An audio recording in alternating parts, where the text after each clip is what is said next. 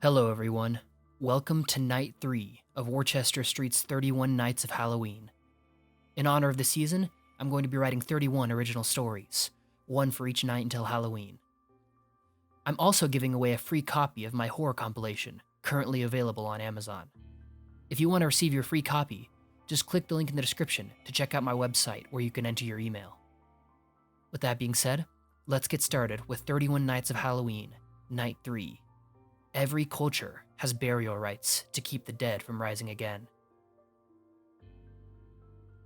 My family has run the only cemetery in our town for a few generations now. My dad inherited it from his dad, and though I'm still only 18, someday it'll be mine. Last week, my father called me out to the cemetery a few hours after sunset. We were alone, with nothing but the wind in the trees to keep us company. He led me to the newly dug grave of Mr. Ivory. Mr. Ivory had died a few days earlier, and not many people in town had the courtesy to mask their relief. Everyone knew that he'd killed his wife a few years earlier, though there was never enough evidence for a conviction. Good riddance was a common refrain. My father stood over the freshly dug dirt marking Mr. Ivory's grave, smoking a cigarette. He turned to look at me. "You did a good job with this one. There'll be plenty of grass here within a year." He took a long drag on the cigarette, the burning ember glowing brightly in the dark. "Son, I'm going to tell you something hard tonight. I trusted my dad more than anyone on the planet." "What is it, Dad?" I said. "Go put your ear to the ground over near Mr. Ivory." I stared at him for a moment, confused.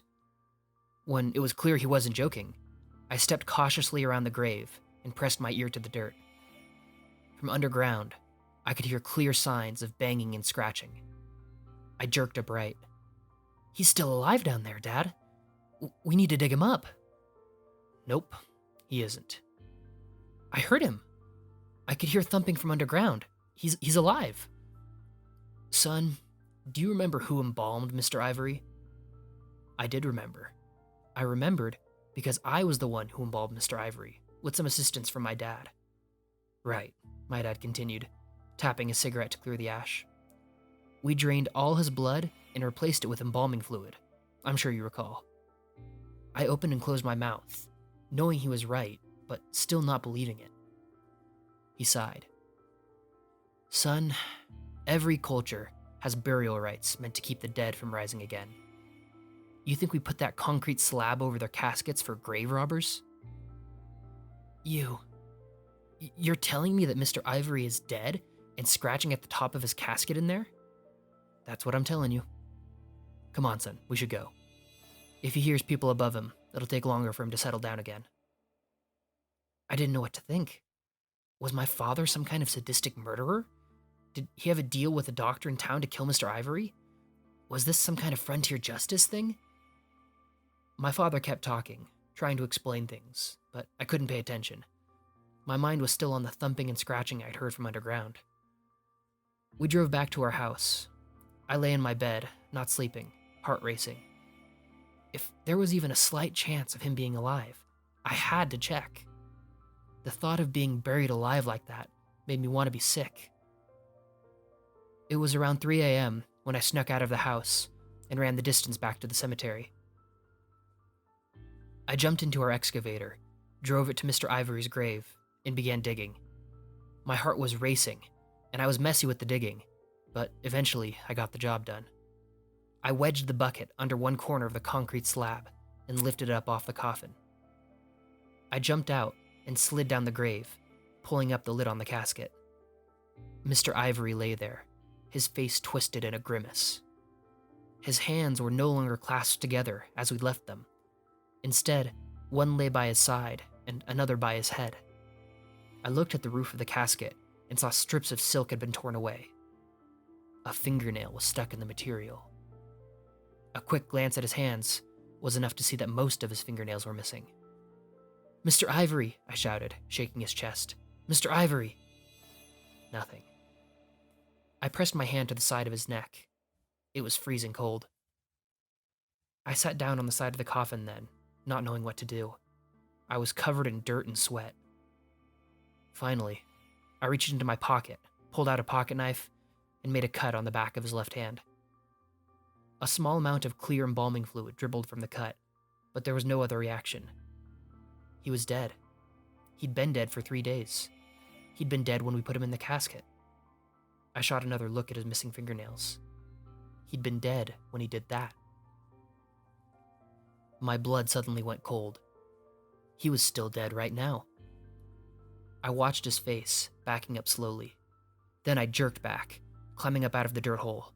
Loose dirt tumbled under my hands, slowing my progress. I was certain Mr. Ivory was sitting up in his grave, staring at me. I dug harder and pulled myself up and out. I scrambled back on the grass, trying to control my breathing, trying not to cry out or scream. Mr. Ivory was still laying back in his coffin. That's when I noticed my father sitting on the tread of the excavator, smoking another cigarette.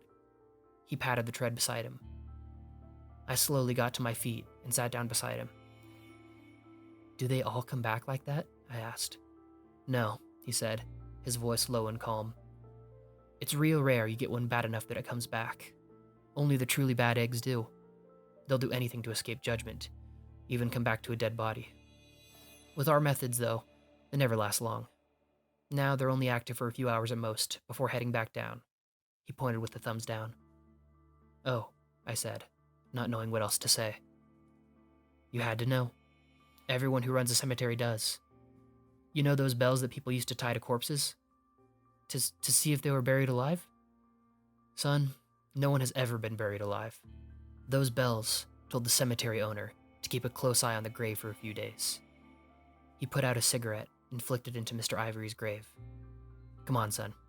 We should cover him back up. Just in case." Thank you all for watching. I want to give a special shout out to my Patreon backers, Lilith Scyther, Maureen Garcia, and Private Castle. Your support makes this channel possible. As I said in the beginning, I'm giving away a copy of my ebook, so click the link in the pinned comment to get that over on my author site. Or you can click on the screen now to see the other 31 Nights of Halloween. Thank you for watching, and I hope you've enjoyed your time on Worchester Street.